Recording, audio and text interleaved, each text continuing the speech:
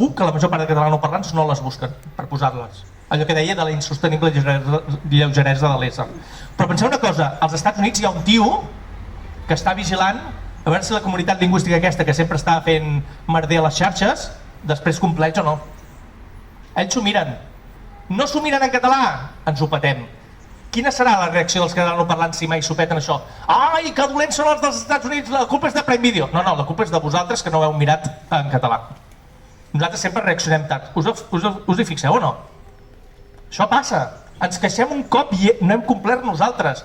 Per tant, a mi de vegades em diuen jo què puc fer pel país? Això exagero una mica, no gaire, Molt fàcil. Ei, deixa l'estelada.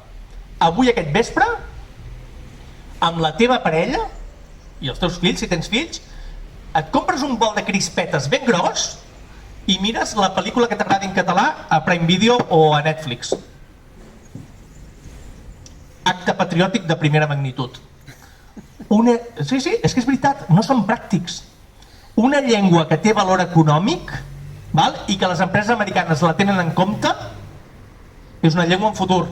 Sabeu, no? Llengua amb valor econòmic. Una comunitat lingüística forta, organitzada, és molt més difícil que desaparegui que una comunitat lingüística que no està organitzada. Per tant, fixeu-vos en el que podem fer. L'audiovisual és clau. L'audiovisual és molt més important que els diaris en paper. És igual el que digui La Vanguardia. Els joves no llegeixen La Vanguardia, tant li pot. L'important és que tinguem una comunitat lingüística forta i conscienciada amb el tema del català. Fem-ho. Què més parlo? Doncs, mira, una de les coses que fa que una llengua se substitueixi és quan s'estigmatitza els parlants d'aquella llengua. Estigmatitza, vull dir, se'ls hi fa tenir una autopercepció que no són prou bons. A nosaltres ens ho fan pel dret i pel revés, fixeu-vos. N'hi ha uns que ens diuen que som uns malvats burgesos explotadors. Sí, més de 2 milions de burgesos en aquest país ja, que guai, no? El país més burgès del món, més de 2 milions. Uns altres que ens diuen que no són burgesos explotadors, que són tractorians, són pagesos. Aquí, entre uns i altres, intenten allò. I dius, ei, en què quedem? Són burgesos o són pagesos? Els burgesos no van en tractors i els pagesos no van amb americana explotant la resta. Per tant, en què quedem? Ells intenten donar-nos una imatge negativa. I atenció, això es fa des de la dreta espanyola i des de l'esquerra espanyola i catalana. I no diré nom de cap partit, però hi ha partits de Catalunya que diuen que són sobiranistes i que això ho fan, estigmatitzar els catalanoparlants i fer ús de la catalanofòbia. Això es fa en aquest país, per estigmatitzar. Llavors, fixeu-vos, reprenc el que us deia abans. El president de la Generalitat deia reclamarem a l'estat espanyol que respecti el català. Molt bé, però en aquest país tenim un munt de lleis que defensen el català, és a dir, que defensen els vostres drets, perquè fixeu-vos una cosa, quan parlem del català la gent sempre parla en abstracte. El català, les homilies d'Organyà, el Fòrum Iudicum, el segle XVI el rector de Vallfogona, el XVII i el segle XIX... No, és que el català no és això. És que el català sou vosaltres. El dia que vosaltres i jo no hi sigueu, el català s'ha acabat. Per tant, el català té a veure amb persones, és a dir, amb drets lingüístics.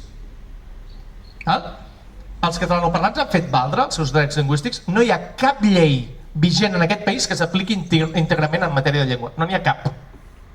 Us en dic algun, Vehicularitat del català. Ni de conya. És a dir, jo vaig a visitar instituts on es fan 3 classes de 10 en català, a Terrassa, per exemple.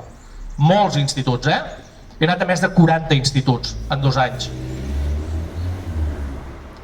Vosaltres creieu que els pares catalanoparlants hi van a demanar que es facin classes en català als seus fills? No.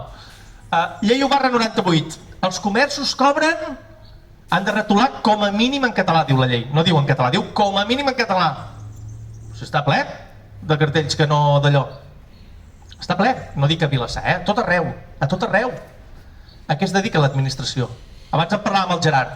Escolta'm, tu, oi que tu has de fer una sortida de fums si fas un bar, per si hi ha un incendi? Oi que has de tenir una sortida de fums o el que sigui? També li has de dir al propietari del bar, tu aquí ho has de retolar mínim en català. L'administració no ho fa. no es compleix. La llei del codi de consum, bueno, en fi. La llei del cinema, que estableix com a mínim un 25% de còpies en català, de projeccions en català.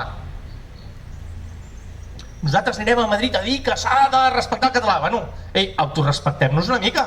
No es compleixen les normatives aquí a Catalunya. Per por. Per por què? Per por al conflicte.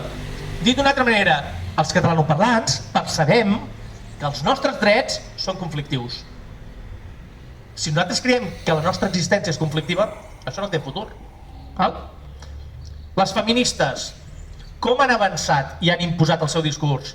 Amb un discurs feble, ai no, el nostre mal no vol o anant a sac. Plantegeu-vos-ho.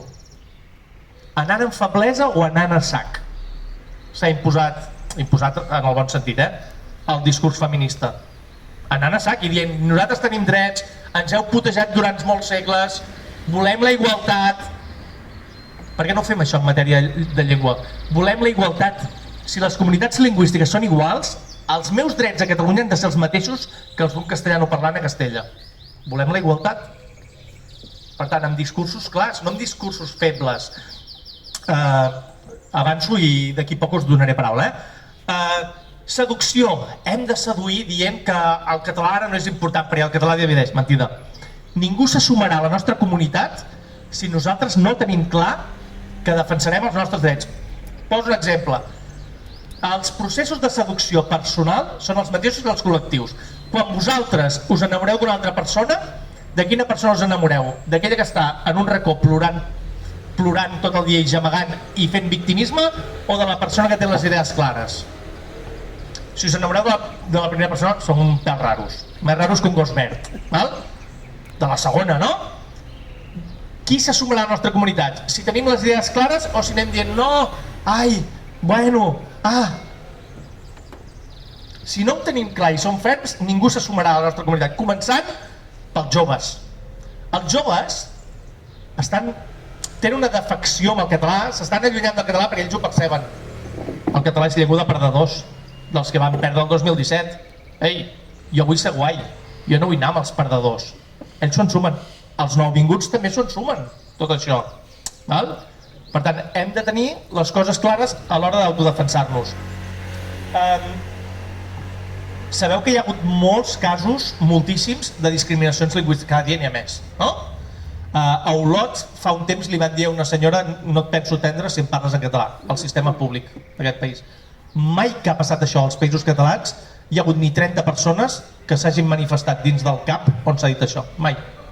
Hi ha hagut desenes d'agressions lingüístiques d'aquestes, mai. La meva pregunta és,